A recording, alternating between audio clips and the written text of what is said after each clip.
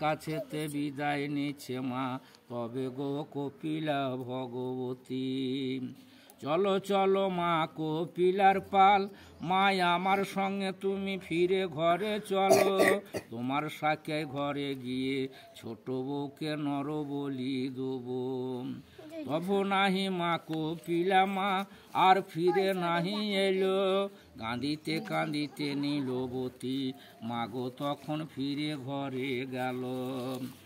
আর ফিরে ঘরে এসে নীলবতী মা তখন কি কর্ম করিল। গাঁয়েরও ব্রাহ্মণ ডেকে ছোট বউকে মা নর বলি দিল। আর বইয়ের মাথার কেশগুলি মোড়ায়ে মা চামর তৈয়ার হইল। বইয়ের মাথার খাপুরি খুলে মা তখন গো ধূপসি করিল।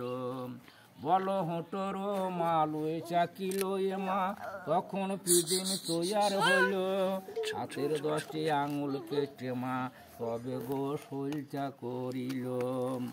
আর দেহর হার গুলান মুড়ে ভাই তখন ধুবি নির্মাণ হইল।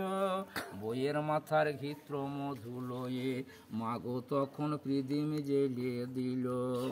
সাধে দিন সাধ রাজে নীলবতী মা সম জম করে ওই ধূপ সন্ধ্যা কত গরুর ঘরে দিল। জানতি স্বর ছিল মা কপিলার পাল, মাগো তখন ফিরে ঘরে এলো। আর এক লক্ষ ছিল গরুর পাল স্বর্গপুরে মা, মতে এসে 100 লক্ষ হল। বছরে বছরে গরুর পাল মাগো ঘরে বাড়িতে না গিল। আর সকালে দিও ছড়ো ঝাঁটি মা তোমরা সন্ধ্যায় দিও বাতি। আর ঘরেতে বিরাজ করে মা কপিলা লক্ষ্মী ভগবতী।